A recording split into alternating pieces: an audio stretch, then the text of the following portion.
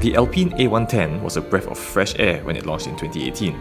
Here was an all-new sports car from a just-revived brand owned by Renault, looking to take on one of the biggest names in the business at their own game, Porsche. And it did it in some style too. The A110 might have been named and designed after its rally-winning predecessor from the early 70s, but its lightweight all-aluminum construction and sublime chassis tuning from the same brains behind the mighty Renault Sport hot hatches garnered it universal praise. But is it really possible to improve upon perfection?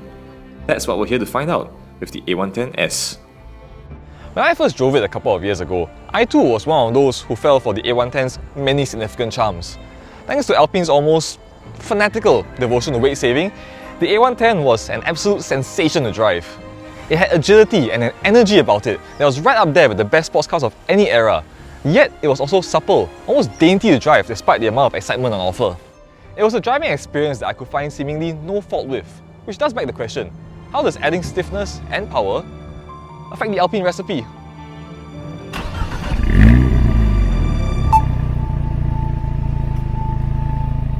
When it comes to the A110S, it's a bit hard at first to see what all the fuss is about. It looks the same, it weighs the same, it has the same 1.8 litre engine, the same interior, and its 0 to 100 km/h timing is just 1/10 of a second faster. But look closely, and you might spot the matte grey wheels, black badging, orange highlights, and greater swirls of suede in the interior. The engine, meanwhile, puts out 292 horsepower, a gain of 40 horses thanks to increased boost. Peak torque, meanwhile, is unchanged at 320 Nm because that's all the dual-clutch transmission can handle, although it's a plateau that's maintained for 1500 RPM longer than before. More significantly, it also has 50% stiffer springs, twice stiffer anti-roll bars, wider tyres, and it sits a tiny 4mm lower to the ground. The result is that right from the get-go, you can immediately feel that this is something rather different.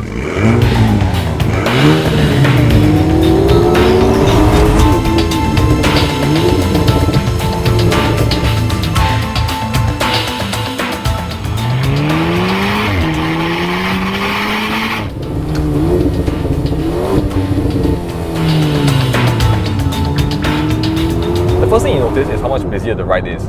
The lightness of this chassis allowed Alpine to really slacken the suspension in the standard A110 to the point where, genuinely, it was as comfortable as any standard large saloon. But with the S, it's become not that far removed from your typical go faster, go harder variant of any other sports car. It is noticeably jigglier in urban areas or at low speeds, even though the damping quality is almost always spot on. But the ride does improve once you go above, say, 70 km/h. The trade-off, of course, is that the handling is now sharper and more responsive when you turn the wake up. The car stays flat through corners and has a little bit less lateral inertia to quick direction changes.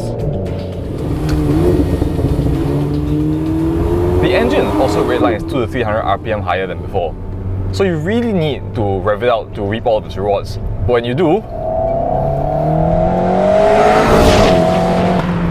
it's really quite intoxicating. I believe that sound is one of the integral pillars of a good driving experience, and this 1.8 litre engine is certainly one of the fruitier and more charismatic foreports around today, especially with that sports exhaust crackling and popping away behind you.